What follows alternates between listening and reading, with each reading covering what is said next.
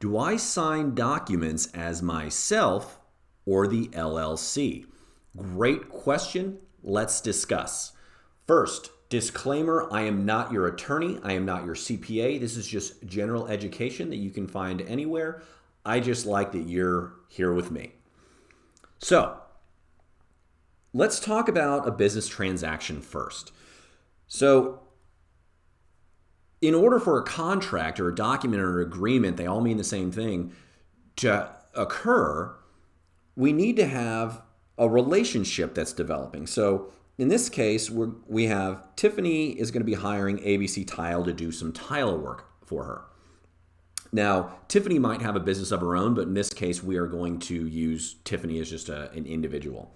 So Tiffany's hiring ABC Tile, but Hal is the sole owner of ABC Tile. He is the sole manager member of ABC Tile. If you want to learn more about what a manager is an operator, a member is an owner. If you want to learn more about that, we have a great video that I recommend you watch that goes into more detail about that. Check it out.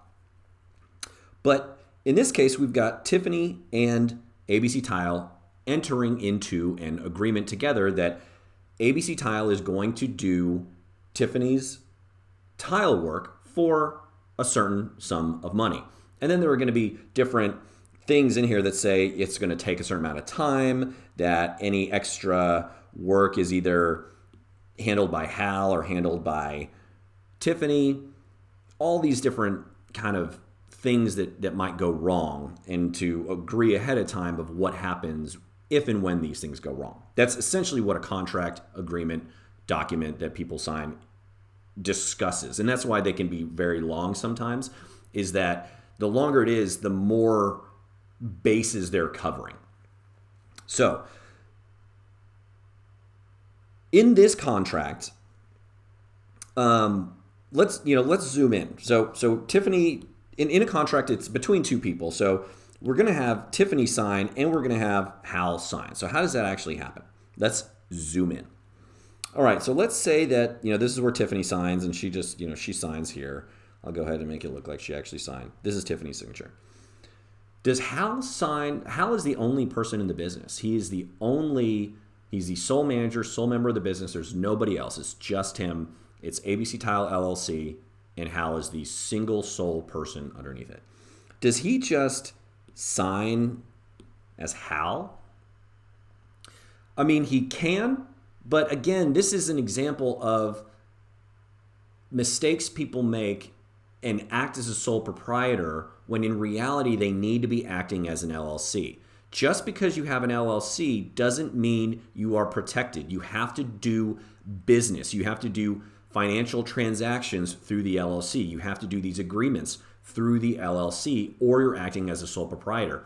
As if you have an LLC and a sole proprietorship, but you're only working through the sole proprietorship. So you need to be working through the LLC if that's how you're doing business.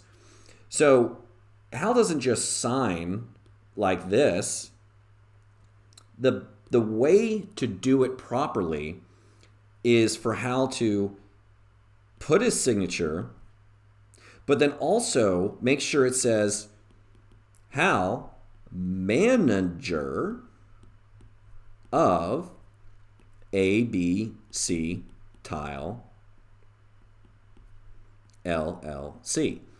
So if we get into a situation where someone just makes a signature line and says, this is Hal, we need to make sure that, because this can happen often too, you might get a contract that has your name already set here.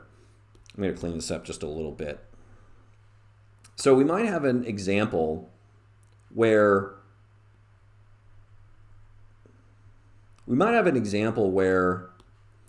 name is already put in here for you underneath. So in this block, it's going to have a signature, but it's also going to have, who is signing it ahead of time. It's going to be printed out most likely. So Hal's name is going to be there, and Tiffany's name is going to be here. And it's going to be printed out ahead of time, and that's so Tiffany knows, okay, this is where I sign, and Hal knows this is where I sign. If it comes to where a contract is delivered to you where your personal name is written like this, the best way to handle this is to write just simply on the document before you sign it, manager of ABC Tile LLC. And then sign it. Whoa. And then sign it. How? What this does is it removes Hal as the person from the individual signing. And what it does is it makes Hal the representative of ABC Tile LLC and the signatory. So this is the way to do it. Always make sure to be the representative of the LLC and not the individual person, because then you're just a sole proprietor. You're not a representative of the company. And make sure if it's printed on here ahead of time like this, that you just add this before you do your little John Hancock signature here. Okay? And that is how to sign contracts, agreements, and documents as the sole member of an LLC. Now, again, if there are multiple people in the business, same concept. Same concept happens there. There can be multiple managers in an LLC, and any one of those managers can sign as a representative of the company. So that's it.